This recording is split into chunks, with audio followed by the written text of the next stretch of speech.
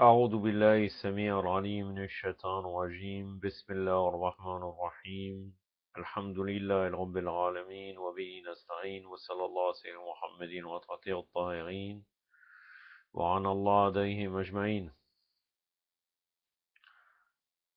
عظم الله لك الأجر لوفاة سيدتي Khadija عليه السلام. Mes condoléances pour le décès de Khadija al-Kubra عليه السلام. Khadija, Sayyida Khadija, puisque suivant les différents calendriers, c'était soit son anniversaire de son décès était soit hier, soit aujourd'hui. En l'occurrence, le 10 du mois de Ramadan. Donc je vais vous faire un exposé sur Khadija alayhi salam. Mon exposé va s'articuler en trois parties.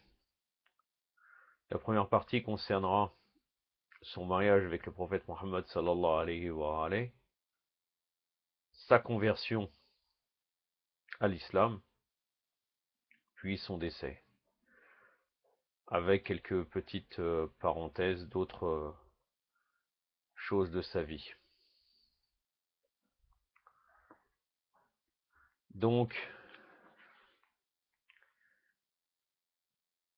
elle est Khadija, son père, Bint al-Khuwaylid, et le fils d'Assad, qui était le petit-fils de Qusay. C'est sa généalogie.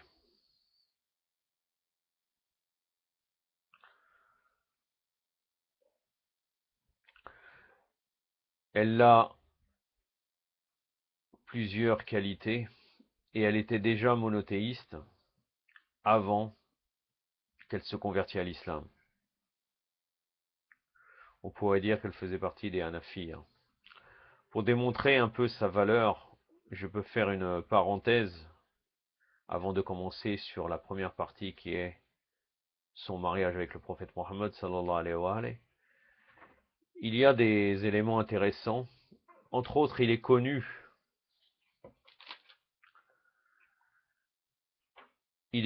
d'après les mukhalifines, un hadith qui nous dit, en substance, je n'ai pas le texte devant moi, que les 4 femmes du paradis, bon là en l'occurrence les 4 femmes, ce n'est pas qu'il n'y a que 4 femmes dans le paradis, les plus hauts degrés du paradis qui atteignent le plus gros degrés du paradis, et Khadija bint al-Khuwaylid, Fatima az-Zahra alayhi salam, Sayyidati Nisa al-Alamin, Asya bint Muzaim, qui était la femme de Pharaon, que Allah subhanahu wa ta'ala a fait ses louanges dans des versets coraniques, et Maryam bint al-Imran, la mère de Isa alayhi salam.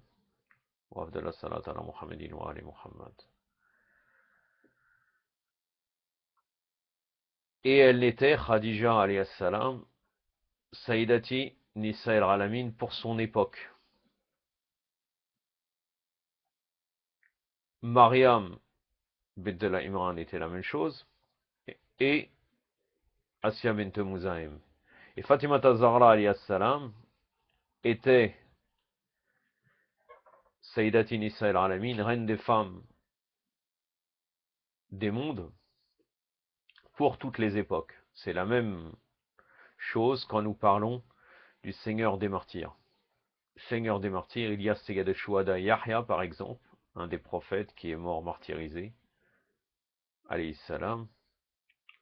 Il y a Hamza entre autres, bint Abdel Muttalib, Hamza, pardon, Ibn Abdel Muttalib, le fils d'Abdel Muttalib, et bien sûr le Seigneur des martyrs de toutes les époques, Abi Abdullah al-Hussein alayhi salam.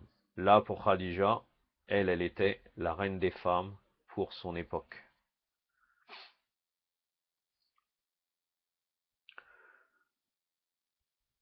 Il y a une parenthèse pour faire ses louanges. Au moment où elle allait mettre au monde Fatima az-Zahra alayhi salam, les femmes qui étaient autour d'elle la calomniaient.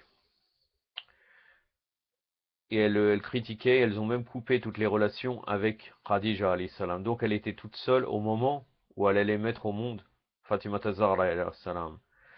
Il disait, ces femmes-là, elle s'est mariée avec un jeune indigent et orphelin, ce qui lui retire de sa personnalité. Donc, au moment où elle allait mettre au monde Fatima Tazarla alayhi salam, elle a appelé les femmes de Quraysh. Elle lui disait, venez moi en aide au moment de ces heures sensibles, et ne m'abandonnez pas. Mais elle se retrouva toute seule. Ces femmes lui ont donné une fin de non-recevoir en lui disant, tu n'as pas écouté ce que nous avions à te dire et tu as épousé cet orphelin, fils d'Abu Talib, qui n'avait ni fortune ni bien, nous ne viendrons donc pas t'assister.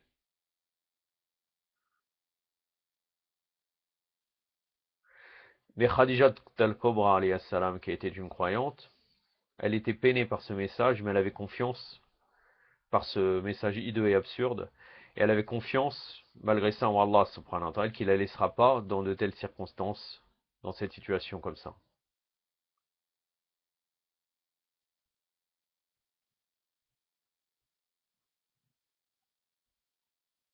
Donc elle s'est allongée au milieu de la pièce où elle allait mettre au nom de Fatima Tazarla alayhi salam, dans les moments les plus difficiles et les plus insoutenables de sa grossesse. Elle avait le cœur serré, et à ce moment-là, elle a fermé les yeux. Et quand elle ouvrit les yeux, elle vit qu'il y avait 4 femmes qui se tenaient debout près d'elle. Elle fut prise d'inquiétude. Elle s'est dit, qui sont ces femmes-là? Lorsqu'une des 4 femmes l'interpella et lui dit, n'aie pas peur et ne sois pas triste. Ton Dieu généreux nous a envoyés à ton secours. Nous sommes tes sœurs. Moi, je suis Sarah. Elle, c'est Assia. Elle est la femme de Pharaon. Et sera une de tes amies au paradis. Voici Marie, la fille d'Imran. Et la 4e que tu vois là, c'est la sœur de Moussa ibn Imran. Elle s'appelle Kulsum. Nous sommes venus pour être tes amis et t'assister en cet événement. Et donc, elles restèrent là jusqu'à que Fatima Zahra alayhi salam fut mise au monde. C'est-à-dire qu'Allah subhanahu wa ta'ala nous a envoyé ces femmes qui n'étaient plus de ce monde. Il les a envoyées pour soutenir Fatima Zahra et pour soutenir Khadija al-Kubra. C'était des femmes bien sûr très pures. Autre passage qui démontre, la grandeur de Fatima Zahra, non, de Khadija al-Kubra alayhi salam, c'est que dans la période de la prophétie du prophète Mohammed sallallahu alayhi wa alayhi, selon Ibn Hanbal, le chef de file des Hanbalites, à la page 156. C'est ce qui est indiqué, mais je peux vous garantir vraiment pas la référence.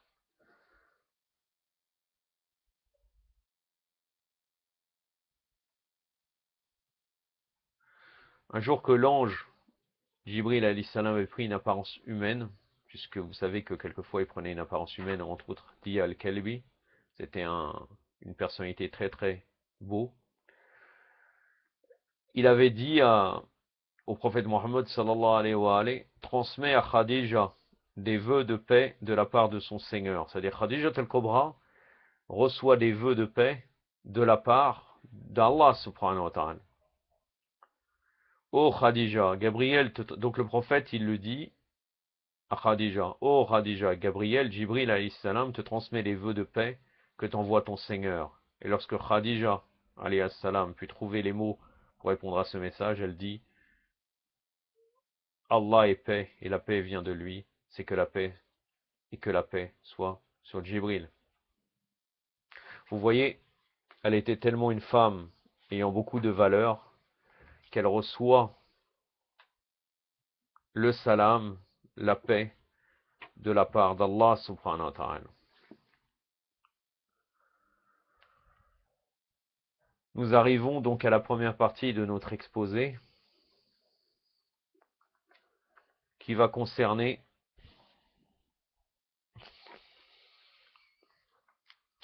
comment l'événement de son mariage a eu lieu avec le prophète Mohammed sallallahu alayhi wa alayhi.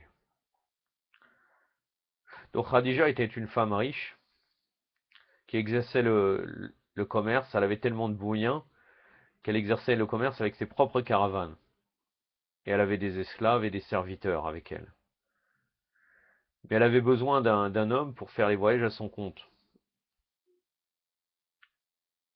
Et elle a envoyé un mot à Mohammed sallallahu alayhi wa sallam, puisqu'il était reconnu comme étant l'amin, fidèle, un de ses amis, qui s'appelle Khuzaima ibn al-Hakam. Et Khuzaima ibn al-Hakam, il avait des liens de parenté avec Khadija alayhi salam. Et elle lui a offert à Mohammed, pour avoir Mohammed qui travaillerait pour elle, elle lui a offert le double du salaire pratiqué dans l'époque. Et avec l'accord de Abu Talib alayhi salam, le prophète Mohammed sallallahu alayhi wa sallam a accepté cela. Donc il a conduit une caravane de commerce, entre autres. Il en a conduit plusieurs, mais il a conduit entre autres une caravane de commerce pour elle, qui partait pour Boustra, sur le chemin de Damas. Maïsara, qui était un serviteur de Khadija alayhi salam, il l'accompagna pendant son voyage. Et ce Maïsara, il a remarqué que le prophète Mohammed sallallahu alayhi wa sallam, était ombragé par un nuage pendant la chaleur de la journée. C'est-à-dire qu'il était protégé par un nuage qui le protégeait de la chaleur tout au long du voyage. Et donc ce Maïsara, il a transmis cette information à Khadija alayhi salam. Et en plus de ça, quand il a fait le commerce, il y a eu une grande baraka. Ça veut dire qu'il a réussi par des échanges commerciaux avec les marchands syriens à doubler les bénéfices habituels. Il a tellement réussi à bien vendre, il a doublé les bénéfices habituels de ses ventes des marchandises de Khadija. Et à un moment donné, dans cette caravane, quand il a vendu les marchandises, il y a quelqu'un, il a eu un problème avec quelqu'un. Et la personne lui a demandé à Muhammad sallallahu alayhi wa sallam qu'il jure par Allah wa al-Uzza. Et le prophète Muhammad sallallahu alayhi wa sallam lui a donné une fin de non-recevoir en lui disant, il refuse absolument de jurer sur ses idoles.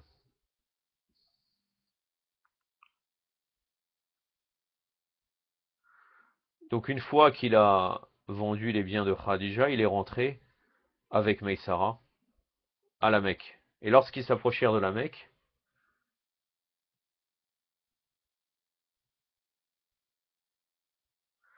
il a demandé au prophète Mohammed, le serviteur, qu'il soit devant, aux têtes de la caravane, et c'est lui qui va annoncer, à partir de Mar et Zoran, c'est lui qui va annoncer la bonne nouvelle de comme quoi des marchandises, comme quoi ils ont été bien vendus, à Khadija alayhi salam. Et Khadija, elle était entourée à ce moment-là de ses servantes, à l'étage supérieur de sa maison. Et c'est l'endroit encore connu maintenant, mais je pense que maintenant les Wahhabiyyin ont détruit sûrement la maison de Khadija alayhi salam, ou bien c'est en cours, car ils détruisent tout le patrimoine historique de l'islam. Donc elle a vu au loin Khadija en haut de sa maison, comme quoi la caravane arrivait. Et il y avait un chameau en premier qui était devant la caravane, et elle a vu que c'était le prophète Mohammed sallallahu alayhi wa sallam qui le montait. Et toujours elle était protégée par la chaleur du soleil, par un nuage. Donc le prophète Mohammed sallallahu alayhi wa sallam lui a exposé comme quoi l'affaire s'est bien passée. Et après, elle était extrêmement contente de ça, et elle a même encore envoyé après cela au Yémen.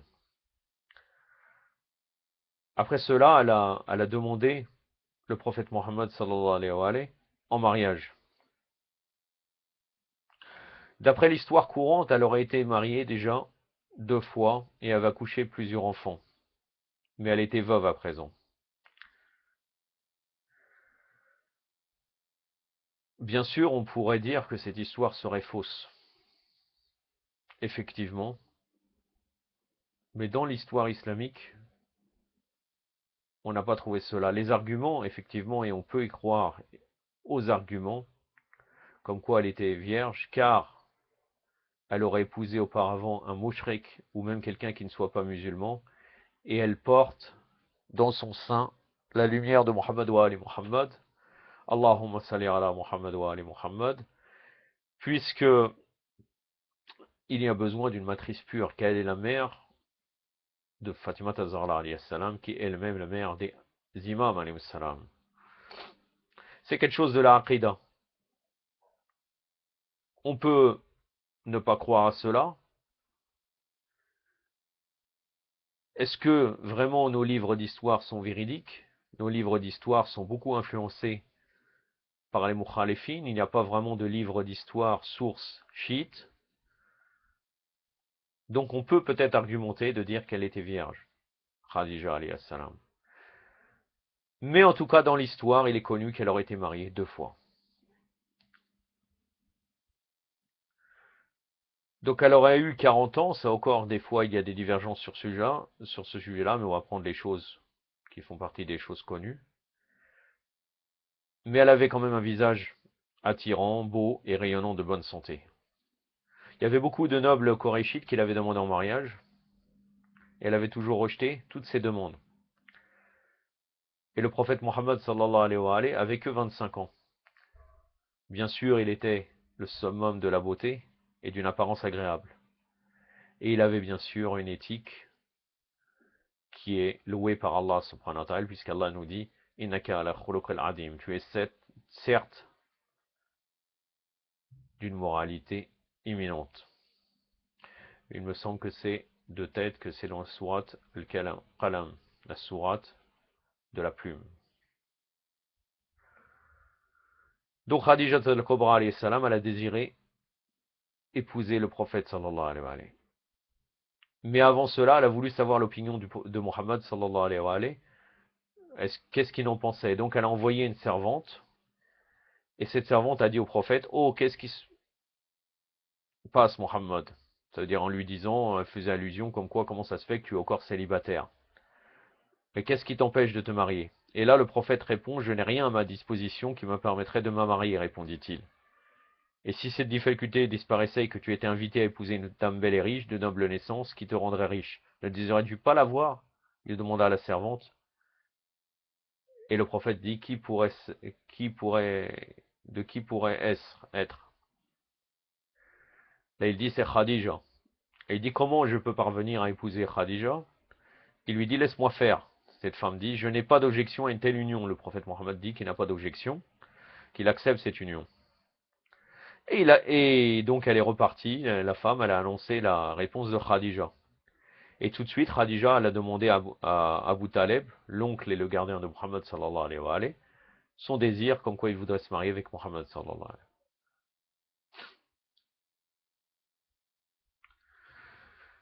Donc le mariage, il eut lieu, elle a accepté, Abu Taleb a accepté, et le mariage, il a eu lieu en 599 après Jésus-Christ. Avec grand éclat et de nombreux festons, puisqu'elle avait beaucoup de biens. Et Abu Taleb et Khadija ont invité les gens, c'est eux qui sont occupés des invitations. Et Abu Taleb, il a prononcé le serment de la cérémonie, Khutbat Niqah qu'on appelle, et il paya de sa poche la dot de 12 auques et demi d'or, équivalent au prix de 20 jeunes chameaux de bonne race. Donc Abu Taleb, c'est lui qui marie le prophète, puisqu'il raconte les mukhalifin, comme quoi Abu Taleb était mouchrek, mais là nous voyons à travers cela que c'est lui, alors qu'il était le croyant de Quraysh, il a des poésies, j'ai démontré cela même d'après leurs sources dans d'autres vidéos. Et donc là, Abu Taleb, c'est lui qui prononce le sermon du mariage du prophète, sallallahu alayhi wa alayhi. Et ce mariage est très avantageux pour le prophète, puisque à travers cela, il le mis à l'abri de la nécessité, et comme ça, même il a pu propager son message. Il a pu méditer et propager le message prophétique d'une manière sereine. Et d'ailleurs, on dit, c'est un proverbe, je ne sais pas, peut-être c'est un hadith, mais il est connu, il dit que l'islam s'est propagé avec mal al-Khadija, l'argent de Khadija, et l'épée de Ali alayhi salam. Ça, c'est quelque chose que même les mukhalifin disent.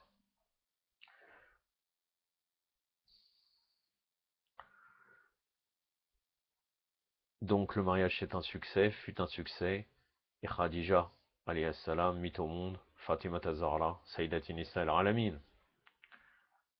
Elle a eu aussi 2 fils de lui, Qasem, et c'est pour ça qu'on l'appelait Abu al-Qasim, le prophète, sallallahu alayhi wa alayhi, Allahumma salli ala Muhammad, et Abdullah. mais tous deux ils moururent pendant leur enfance. Nous arrivons maintenant dans la période de la révélation. Comment s'est passée la conversion de Khadija alayhi salam?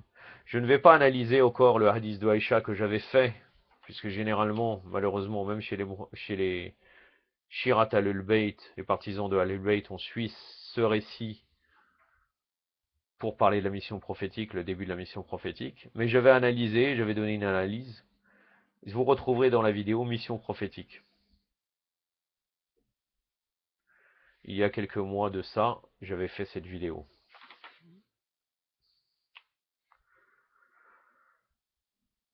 Je la mettrai après cette vidéo-là, vous la retrouverez en haut de la playlist Abdellah Maïsam, pour ceux qui veulent chercher dans mon compte YouTube.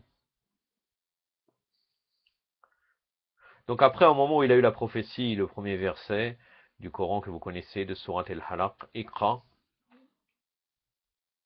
et donc la première révélation du verset numéro 1 au verset numéro 6 de la Surat al-Halaq, qui est l'adhérence, ou bien le calot de sang qu'on peut appeler. Quand il est revenu de cette révélation, donc il est descendu du mont Hira, il était inquiet, mais bien sûr il n'était pas inquiet pour lui-même, il savait très bien qu'il était prophète, il était inquiet par rapport à sa communauté. Quand il est redescendu sur le chemin du retour, il entendit des voix qu'il a dit que la presse soit sur toi, ô prophète d'Allah. Assalamu alayk, ya Nabi Allah ou ya Rasulallah. Toute la création était en train de dire cela, les pierres, les arbres, et toute chose, toute la création était en train de le saluer. Et là, à ce moment-là, quand il est rentré dans la maison de Khadija, il a vu une lumière qui était très intense.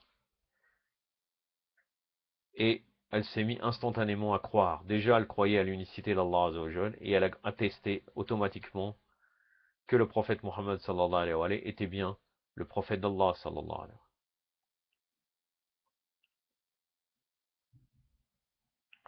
C'est comme cela qu'elle s'est convertie à l'islam. Les gens qui ont une nature pure rentrent très facilement dès qu'ils voient des preuves et des signes d'Allah Azzawajal. Elle avait déjà des qualités innées qui fait qu'elle était prête pour se convertir à l'islam. Nous arrivons au moment de son décès, qui a eu lieu en l'année 619 de l'Hégire. Non, pardon, en l'année 619 après Jésus-Christ. Et en fait, c'était l'année qu'on appelle Amul Huzn, ça veut dire l'année de la tristesse, car il avait perdu juste avant Khadija alayhi salam, son premier soutien de la prophétie, Abu Talib alayhi salam, son oncle. Après 30 à 35 jours après le décès de Abu Talib, Khadija al-Kubra alayhi salam, elle a quitté ce monde pour rejoindre l'au-delà. Elle a rendu l'âme à l'âge de 65 ans, selon certains. Après, il y a peut-être des vérifications à faire. Donc le prophète sallallahu alayhi wa sallam a été très touché par la mort de Khadija et d'Abu Talib alayhi salam. Et d'ailleurs, il a été tellement attaché à Khadija alayhi salam qu'il n'a jamais épousé une autre femme de son vivant. Et chaque année après son décès, au moment de l'anniversaire de son décès, il égorgeait des chameaux ou bien des animaux et il lui faisait des repas et il donnait aux voisines de Khadija alayhi salam. À tel point que même dans les sources des Mukhalifin, la maudite Aïcha, l'arnatullah alayha, était jalouse. Elle disait qu'est-ce que t'as, pourquoi cette femme vieille, et tu te rappelles toujours d'elle, et moi il est remplacé par une femme jeune. Bon après avec une falsification en disant dans le truc qu'elle était jolie, alors que le Humayra était loin d'être jolie, c'est prouvé.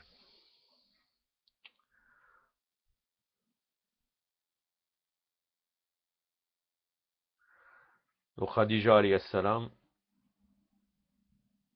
il n'y a jamais eu une femme comme Khadija alayhi salam qui a pu aider son époux comme elle l'a fait, bien sûr. Pour Allah Azza wa Jalla, elle a fait cela. Et mis à part Fatima Zahra alayhi salam avec l'imam Ali, qui est l'exemple du couple, et en plus on a beaucoup de récits sur ça, alors que sur Khadija alayhi salam nous n'avons pas beaucoup. Elle était vraiment un exemple de couple exemplaire, Khadija al-Kubra alayhi salam avec le prophète sallallahu alayhi wa alayhi. Au moment de son décès, le prophète sallallahu alayhi wa alayhi, il ensevelit Khadija avec son manteau, son abba, avec lequel il s'essuyait souvent ses mains et son visage, et couvrait sa personne, au moment de la descente de la révélation. De même, il l'enterra avec ses propres mains. Donc vous voyez vraiment que elle est bénie, le fait que même qu'elle ait le manteau du prophète sur elle, le feu ne pourrait pas la toucher. Mais de toute façon, c'est une erreur, puisque jamais il toucherait Khadija, vu ce qu'elle a fait pour l'islam. Selon les historiens mukhalifin, Yaqoubi, au volume 2, il a un livre qui s'appelle Tahrir, je me semble. L'histoire de Yaqoubi, au volume 2, page 35. Il avait déclaré, le prophète, sallallahu alayhi wa alayhi, en ces jours-ci, deux tragédies se sont succédées l'une après l'autre pour ma Ummah, et je ne sais pas vraiment laquelle de ces deux me chagrine et me peine le plus. Yaqoubi aussi, il écrit, lorsque Dame Khadija, alayhi salam, rendit l'âme, Fatima Zahra, alayhi salam, se suspendait au bras de son père et pleurait à chaudes larmes, en lui demandant sans cesse, où donc est ma mère? Où donc est ma mère? Et Jibril alayhi salam, il est descendu et il a dit, dis à Fatima alayhi salam que Allah subhanahu wa ta'ala a construit un palais pour ta mère au paradis, un palais qui est fait de perles et de joyaux précieux, un lieu où la souffrance et les rumeurs ne peuvent y entrer. Je vous demande, Inch'Allah, maintenant que nous allons nous orienter, je vais vous faire le ziyara de Khadija al-Kubra alayhi salam, en français, la salutation. Donc, je vais m'orienter en direction de la Qibla, et je demande que chez vous, Inch'Allah, quand vous voyez cette vidéo, vous faites la même chose.